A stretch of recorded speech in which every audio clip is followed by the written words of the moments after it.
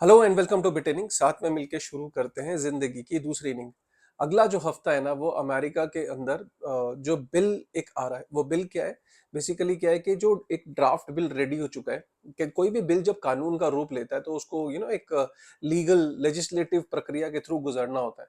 जैसे इंडिया के अंदर वो लोकसभा में और राज्यसभा से पास होता है, ऐसे यूएस के अंदर कांग्रेस जो है वहां पे वो बिल प्रेजेंट होता है उनके सामने, वहां पे डिबेट होती है और उसके बाद वह वोटिंग के थ्रू बिल वैसे ही वहां पे पास होता है। तो बिल जो है वहां पे पहली बार स्टेबल कॉइन्स के ऊपर, स्टेबल कॉइन को रेगुलेट करने का बिल आ रहा है वहां पे, जो अगला हफ्ता है। और जो बिल के अंदर जो ड्राफ्ट बिल के जो पॉइंट्स हैं वो तीन चार पॉइंट हैं जो मैं आपको बताना चाहता हूँ। और इसका क्या इम्प्लीकेशन होगा क्रिप्टो इंडस्ट्री में, क्यों इंपॉर्टेंट है अगला हफ्ता, और क्यों आपको क्यों इस पे नजर रखनी चाहिए। तो इस वीडियो को आप जरूर एंड तक देखेगा।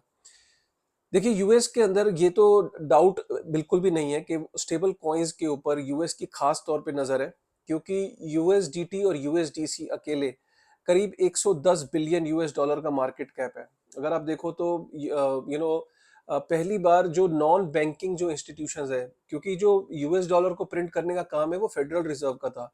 फेडरल रिजर्व के अलावा अगर किसी ने सबसे ज्यादा डॉलर प्रिंट किए तो ऑब्वियसली वो सर्कल ने और टेदर ने प्रिंट किए। दोनों का मिला के market cap 110 billion US dollar है।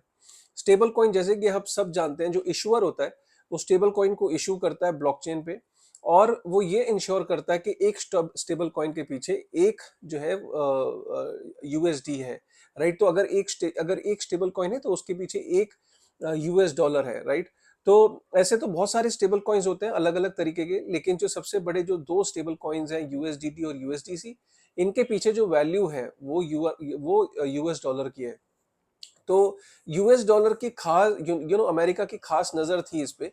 और अमेरिका कहीं ना कहीं ये चाहता था कि ये जो दो बड़ी कंपनीज जो इतनी जल्दी फ्लरिश करी है और जो डॉलर जो है वो दुनिया भर में जो स्प्रेड आउट हुआ है, तो वो इन दोनों पे खास नजर थी। और वो ये कहीं ना कहीं ये चाहते थे कि ये जो बिजनेस है, ये जो कारोबार है स्टेबल कॉइन्स का, ये जो इंडस्ट्री है जो फ्लरिश कर रही है तो स्टेबल कॉइन्स को वो अपने अंडर लाना चाह रहे थे। कहीं ना कहीं वो इंटेंट उनकी जाहिर थी। वही इस बिल के अंदर भी कहीं ना कहीं शो हो रहा है। इस बिल के अंदर जो खास तीन चार बातें हैं वो मैं आपको बता देता हूँ। सबसे पहली बात, स्टेबल कॉइन्स को जो रेगुलेट करेगा अमेरिका के अंदर वो फेडरल रिजर्व रेगुलेट करेगा। तो फेडरल रिजर्व ही डॉलर की प्रिंटिंग और डॉलर की लिक्विडिटी, डॉलर के अराउंड जो पॉलिसीज होती हैं, इंटरेस्ट को रेट्स को बढ़ाना, इंटरेस्ट रेट्स की कटौती, ये सारा काम किसका है? फेडरल रिजर्व का है। फेडरल रिजर्व ही यूएस डॉलर को गवर्न करता है, उसकी पॉलिसीज, उसकी सप्लाई, उसकी लिक्विडिटी, हर चीज को। उसी तरीके से फेडरल रिजर्व जो है उसके पास रजिस्टर करना पड़ेगा स्टेबल कॉइन कंपनीज को। तो चाहे वो टेदर हो, चाहे वो सर्कल हो, जो चाहे वो और भी फ्यूचर में कोई स्टेबल कॉइन इशूअर है, अगर उसको स्टेबल कॉइन इशू करना है तो फेडरल रिजर्व के पास रजिस्टर करना पड़ेगा। That means the boss is federal reserve. जो अंकल सैम है जिसके बारे में हमने वीडियो में पहले भी कवर किया है। ठीक है। और अगर कोई रजिस्टर नहीं करता है फेडरल रिजर्व के पास, राइट, तो जानते हैं कितनी सजा हो सकती है? 5 साल तक की सजा हो सकती है और 1 मिलियन यूएस डॉलर की पेनल्टी भी हो सकती है। ठीक है। और साथ में अगर कोई बैंक अगर स्टेबल कॉइन लॉन्च करना चाहता है तो वो भी कर सकता है। तो वो बैंक्स तो ऑलरेडी फेडरल रिजर्व से गवर्नड है, तो उनको सिर्फ वहां पे अपनी इंटेंट जाहिर करनी है। और आने वाले टाइम में हम देखेंगे कि स्टेबल कॉइन्स के अराउंड जो पॉलिसीज हैं, जो उसको कंट्रोल, जो गवर्न करेगा, वो फेडरल रिजर्व करने वाला है। तो फेडरल रिजर्व में और जो सर्कल में और टेदर में जो हम आज देखते हैं ना कि ब्लॉकचेन पे है यूएसडीटी यूएसडीसी, आपको कोई एग्जिस्टिंग यूएसडी में और स्टेबल कॉइन्स में कोई खास फर्क नजर नहीं आने वाला। और एक और इम्पॉर्टेंट बात है कि अगर जो स्टेबल कॉइन्स बाहर हैं, जो किसी और देश में रजिस्टर्ड है, अगर उनको अमेरिका के अमेरिकन को अगर ऑफर करना है तो फेडरल रिजर्व की उन्हें परमिशन चाहिए। बिना परमिशन के आप किसी भी अमेरिकन को कोई भी स्टेबल कॉइन आप इशू नहीं कर सकते। ये बड़ा इंपॉर्टेंट पॉइंट है। ठीक है। और एक और इम्पॉर्टेंट पॉइंट है कि कोई भी ऐसा स्टेबल कॉइन जिसके पीछे यूएस डॉलर की बैकिंग नहीं है, तो वो स्टेबल कॉइन्स को अमेरिका के अंदर अलाउ नहीं किया जाएगा। इसका मतलब क्लियर इंडिकेशन है कि जैसे जो जो फियास्को था लूना का, और जो हमने एल्गोरिथमिक स्टेबल कॉइन्स के अंदर जो इश्यूज देखे, तो अमेरिका साफ तौर पे एल्गोरिथमिक स्टेबल कॉइन्स को ना कर रहा है और वो इंश्योर कर रहा है कि स्टेबल कॉइन्स, जो एल्गोरिथमिक स्टेबल कॉइन्स है, वो वहां पे प्रॉस्पर ना करें। तो कहीं ना कहीं ये क्लियर दिख रहा है कि जो अंकल सैम है, जो बॉस है उनकी जो दादागिरी है वो प्रूव होती है कि उन्होंने ये इंश्योर करा है कि स्टेबल कॉइन्स को वही गवर्न करेंगे। इसके इम्प्लीकेशंस क्या है उसको आप समझने की कोशिश करिए। देखिए, अगर आपको कोई भी स्टेबल कॉइन्स ग्रो क्यों करें? देखिए, यूनाइटेड स्टेट ऑफ अमेरिका का जो डॉलर है वो मजबूत है। उस डॉलर को कई सारे लोग पूरी दुनिया में जिस तरीके से गवर्नमेंट्स अपनी रिजर्व्स में चाहती हैं, वैसे ही जो रिटेलर है, जो सिटीजन्स हैं कई कंट्रीज के, वो उसको as a store of value समझते हैं और समझते आए हैं।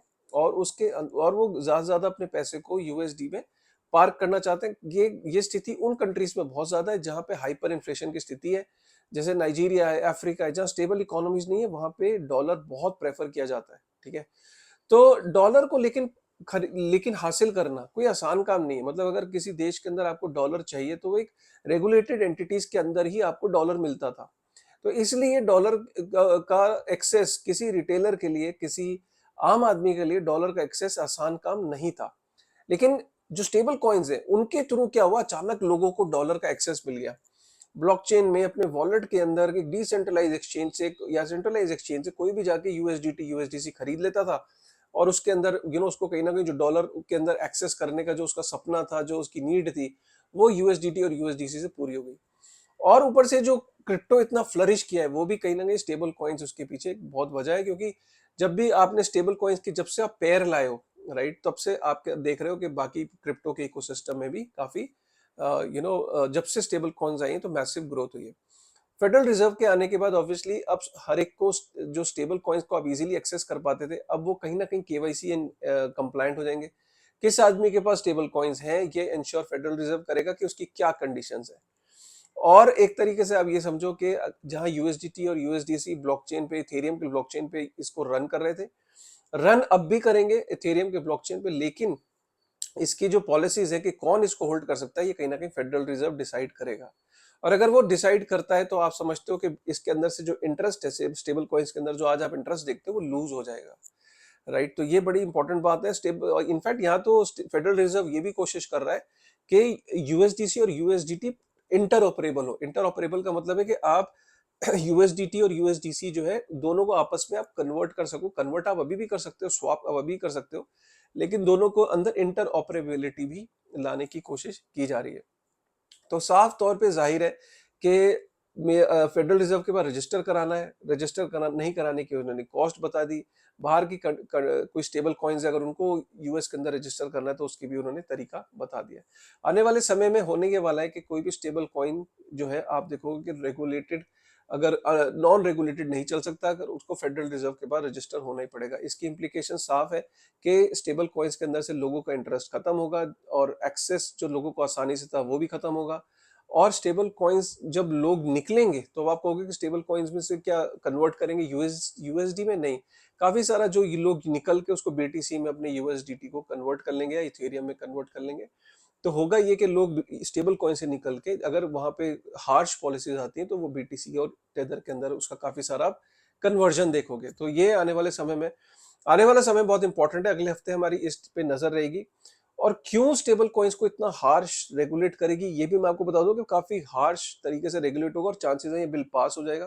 क्योंकि कहीं ना कहीं अमेरिका का जो ड्रीम है कि खुद का एक स्टेबल कॉइन होना, उसका कहीं ना कहीं उन्होंने प्लानिंग शुरू कर दी। अगले वीडियो में मैं आपको लेके आ रहा हूँ एक ऐसी एक ऐसा वीडियो में लेके आने वाला हूँ कि जो आपकी आंखें खुल जाएंगी कि अल्टीमेटली दुनिया की एक रिजर्व करेंसी ऑलमोस्ट तैयार है, और उसको क्रिप्टो 2.0 कहा जा रहा है।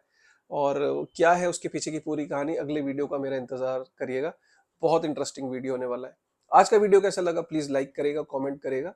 और अगर आपने अभी तक चैनल को सब्सक्राइब नहीं किया तो प्लीज सब्सक्राइब करिएगा। ठीक है, चलिए अगले वीडियो को जरूर इंतजार करेगा। With this thought, thank you very much.